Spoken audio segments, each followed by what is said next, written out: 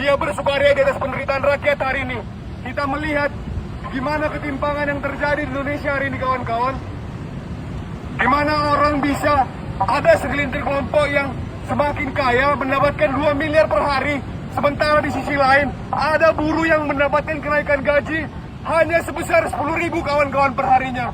Ini merupakan kondisi realitas kita yang tidak pernah diungkapkan Prabowo, kawan-kawan.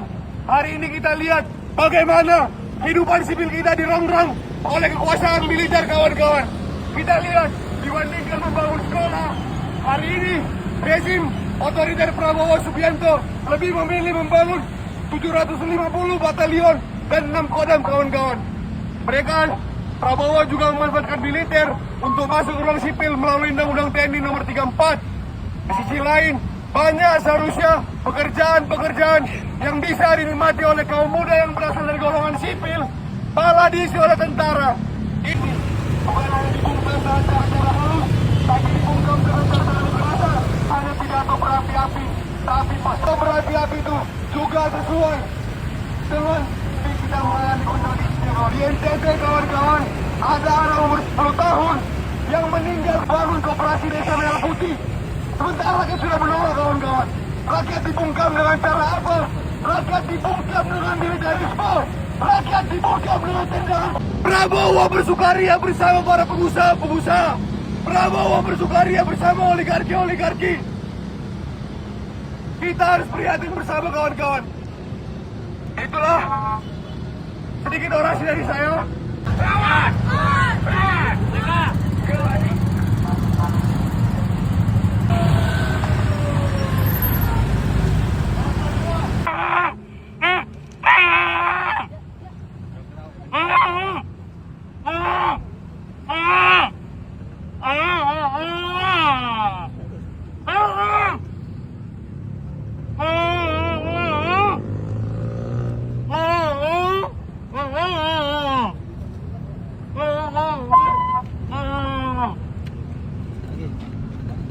Masyarakat Indonesia, hari ini saya seorang mahasiswa yang hadir dalam aksi ini karena kecintaan saya, keresahan saya terhadap sakitnya negeri ini, kawan-kawan semua.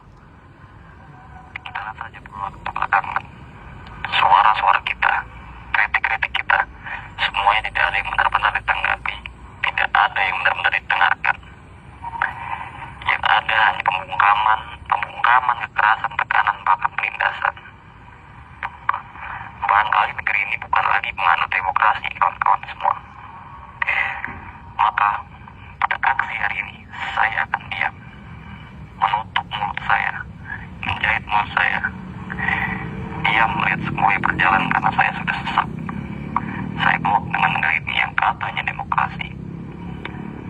Barangkali mereka sadar bahwa kritik memang diperlukan, dan barangkali harapan juga masih tetap ada di negeri ini.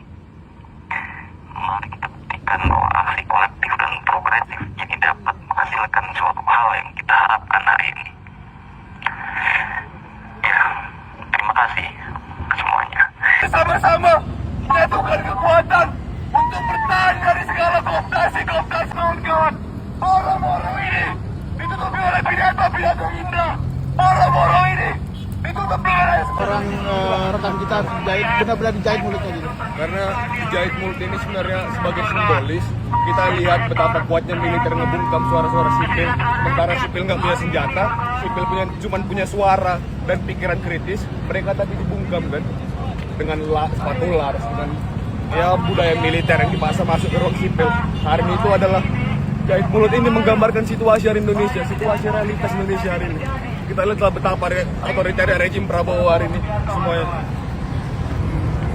Gak terbatas pada simbolis saja, tapi kita harus mengkritisi. Hari ini rakyat sedang susah, tapi di sisi lain Prabowo ya bersuka cita pasti kan mau di ruangan ber-AC. Sementara di sisi lain ada orang yang harus pengamen yang susah hidup di jalan, ada anak muda yang tidak dapat kepastian kerja. Ini kan situasi real hari ini semuanya, kawan-kawan. Dan kita nggak bisa bungkam, dan ini menurut saya adalah kurang ajaran. Dan ya saya rasa Prabowo tidak punya etika sama sekali kan melihat situasi rakyat hari ini. Mungkin itu aja, ini sebagai simbol menyambut Prabowo. Bang, terkait ini juga mungkin BBM naik jadi dari 16.000, ini kan memberatkan masyarakat juga seperti apa? Tapi kan BBM naik juga, kan Ya. banyak keluhan gimana tanggapannya? Ya sebenarnya ya persoalan BBM juga persoalan utama. Iya. Mungkin hari ini memang baru Pertamax, tapi ya kita nggak tahu gitu kan ke depannya dengan situasi misalnya melemahnya kurs rupiah terhadap dolar dan ketergantungan minyak impor kita nggak tahu mungkin ya APBN kita nggak bisa lagi menampung subsidi untuk BBM. Mungkin bisa aja besok Pertalite. Dan harapan kami ya kalau Prabowo nggak bisa ngadepin ini ya semoga aja terjadi. Pertalite naik melejit, nggak bisa ditampung dengan subsidi.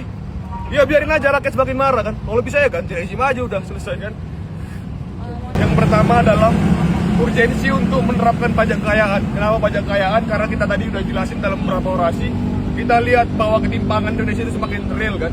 Ada data yang mengatakan bahwa 10% orang, sekelompok orang oligarki menguasai 70% kekayaan nasional. Tapi kita tahu bersama prinsip negara itu adalah bagaimana kekayaan alam ini dikelola untuk semuanya, bukan hanya terakumulasi di segelintir pihak aja kan. Yang kedua, itulah urgensinya kenapa mereka harus dipajai. Saatnya memang memajaki orang kaya. Yang kedua, tetap pada tujuan kami. Oleh elemen ini berdiri kenapa? Adalah untuk mewujudkan pendidikan gratis, ilmiah dan demokratis. Hari ini kita sering dengar klaim istana bahwa angka 700 triliun, bahwa hari ini APBN naik alokasinya untuk pendidikan. Tapi itu dia hanya data saja. Kita lihat bagaimana misalnya situasi real lah. Ya kemarin aja misalnya di NTT orang ada anak umur 10 tahun meninggal bunuh diri depresi karena kesulitan ekonomi untuk pendidikan. Dan di sisi lain angka partisipasi kasar orang kaya untuk mendapatkan tiket pendidikan itu lebih tinggi dibanding orang miskin dapat kesempatan sama untuk terhadap pendidikan. Ini adalah urgensi untuk Prabowo untuk mewujudkan pendidikan gratis dan demokratis. Yang ketiga adalah hentikan remilitarisasi di ruang-ruang sipil karena kita lihat tadi jelas melalui pembakaran Lambang Loreng dan TNI ini kita lihat jelas bahwa ya bajingan kan ada anak muda yang hari ini kondisinya jelas-jelas susah mendapatkan pekerjaan sementara ruang-ruang sipil kita diisi oleh militer. Kita lihat bagaimana keterlibatan militer, orang ngedidik pejabat-pejabat pakai militer bukan dilatih manajemennya, orang membuat koperasi desa Merah Putih pakai militer, BGN pakai militer, apa-apa pakai militer. Orang mau bersuara anti dibungkam, ditembak, ditendang sepatu lars. Ya ini bajingannya. Makanya hentikan remilitarisasi ke dalam ruang sipil itu kalau nggak mau rakyat semakin marah. Yang misalnya hari ini kondisi rupiah yang semakin melemah terhadap dolar, ada program-program ambisius Prabowo yang menurut kami harus dihentikan dan dievaluasi berlanjutannya seperti misalnya MBG dan Kopdes yang memakan anggaran besar-besaran dari APBN. Karena kalau terus dibiarkan kita nggak tahu sampai kapan APBN kita bisa menampung kehidupan kita secara keseluruhan. Kan